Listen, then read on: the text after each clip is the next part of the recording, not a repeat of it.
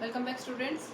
In continuation with the online class series of biology class 12th, and chapter number is 3, that is reproduction in human beings, and we have already dealt up with various secretory various reproductive structures that are associated with both the males as well as the females, and we have also talked about the reproductive pre-events that take place in both the males as well as the female, that is the gametogenesis, and we can say it also that is the spermatogenesis and the oogenesis.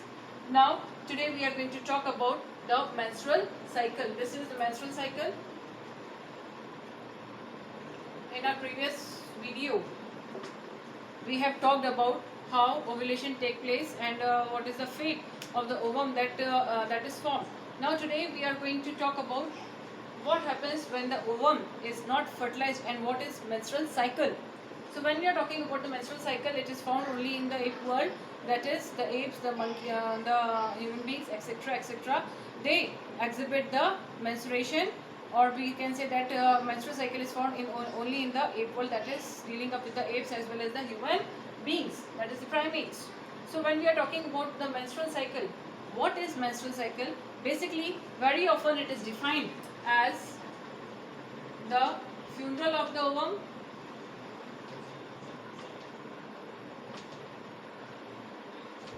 or it is also said to be the weeping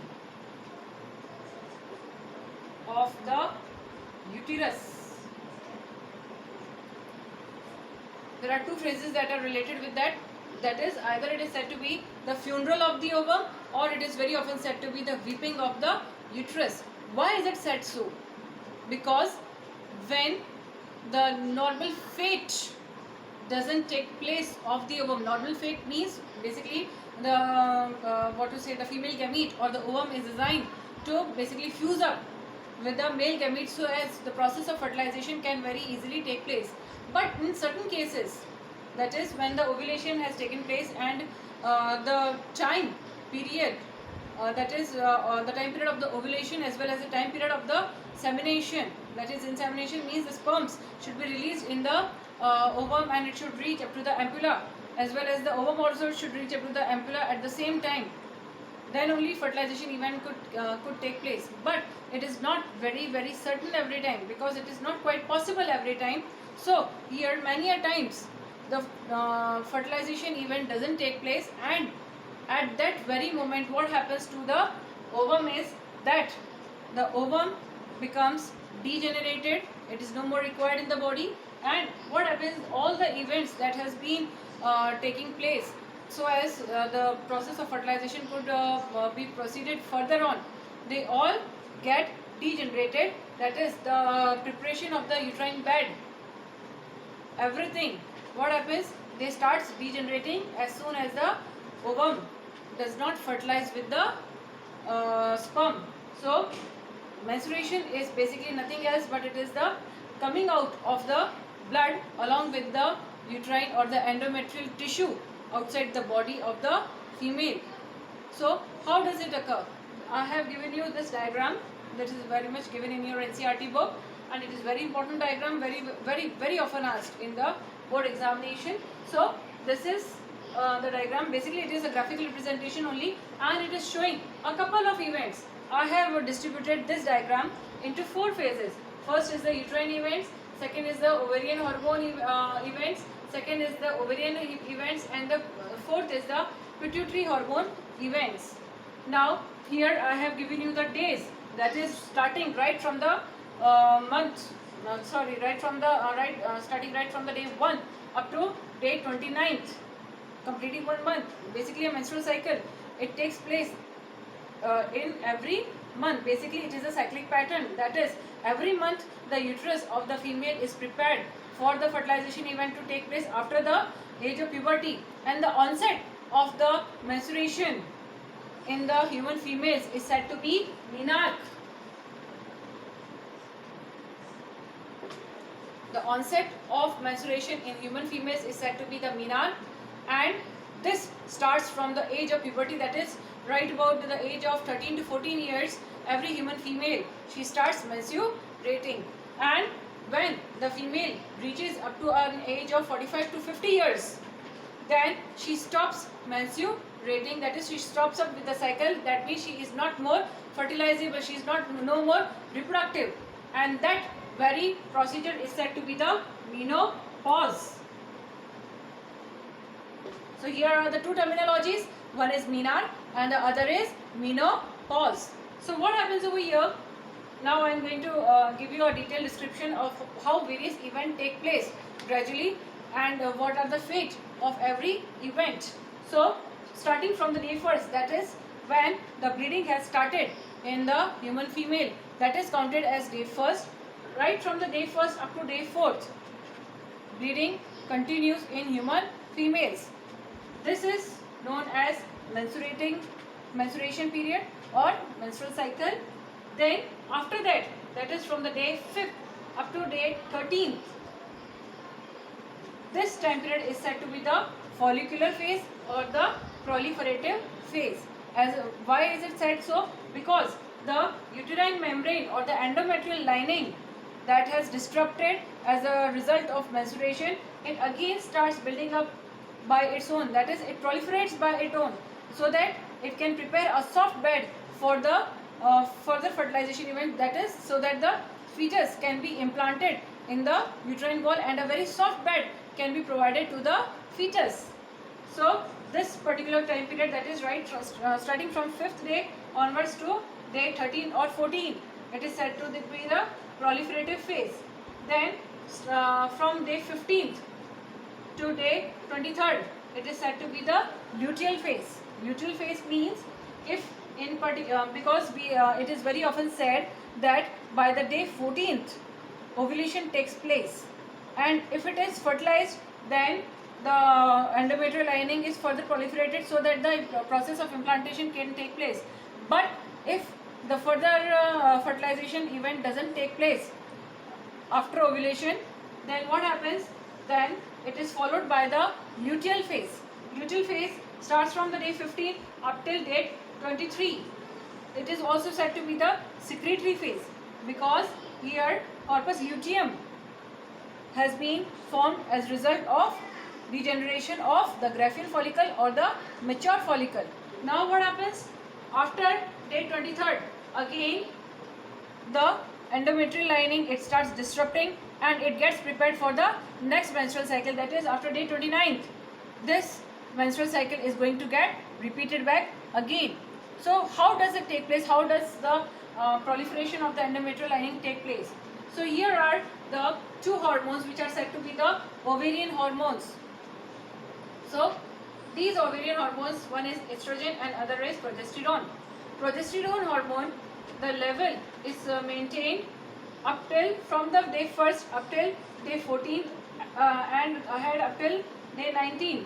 That is till ovulation has taken place, the level is maintained as constant.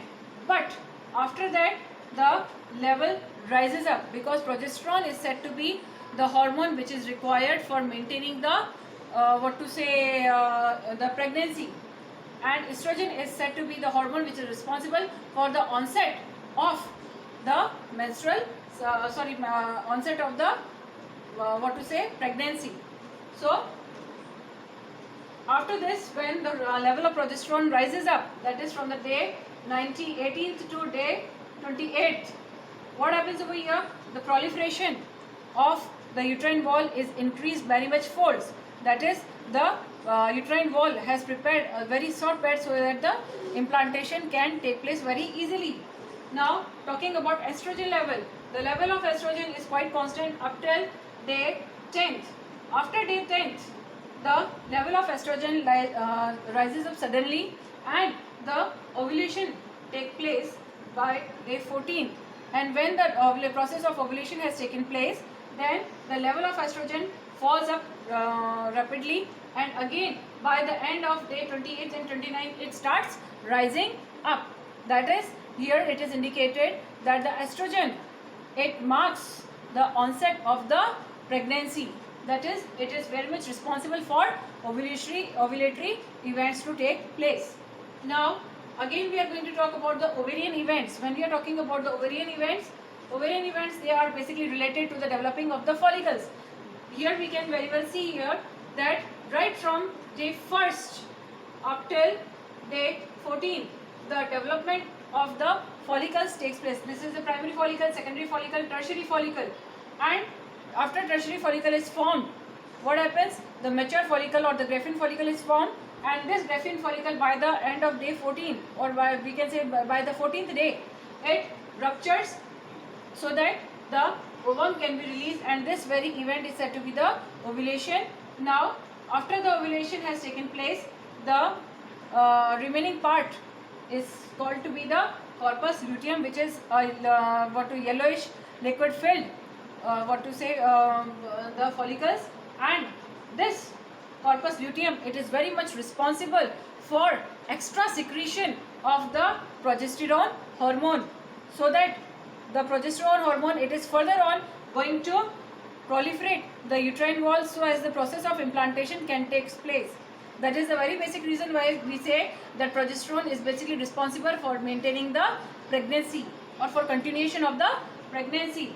After day 23rd to 25th, the regression of the corpus luteum starts, and by 20th day, the corpus luteum is totally regressed. That is, now no more further secretion of progesterone will take place, and the level of progesterone goes down. And as the level of progesterone goes down, what happens? The uterine walls, they are no more further supported, and they also start rupturing. That is, the next menstrual cycle starts taking place, and the bleeding takes place with the rupturing or the degenerating of the endometrial lining. Now we are here with the next phase, which is known as the pituitary hormone level. What is the pituitary hormone level? Basically, there are two pituitary hormones, that is the FSH and LH. I have already talked about these two hormones in my previous classes. FSH is the follicle stimulating hormone and LH is the luteinizing hormone. Then what happens? FSH, it is basically responsible for the follicular developments. So what happens? It is increasing, or it is constant up till it is constantly increasing by day 14, and up till at the day 14 it is at its peak. That is, the complete maturation of the follicle has taken place, and then when the ovulation event has taken place by the day 14, then again the level of the FSH, it comes down. Then when we are talking about the LH, that is the luteinizing hormone. Luteinizing hormone, as I already said you all, that it is basically responsible for the maintaining the level of the progesterone in the female body. Therefore, by day 14 it is at its peak, and after day 14 it again comes down, and by day 23rd to 28th it again comes up, so that the further support to the pregnancy can be given, and after that it again falls down. So many factors are playing their role in the menstrual cycle, and this is how menstruation occurs in every human female. So now in our next chapter, this is the thing that we are talking about, what happens when the ovum is not fertilized. Now in our next video, we are just going to talk about what happens when the ovum is fertilized by the sperm itself. So we are just going to talk about the further events of fertilization in next video. Thank you.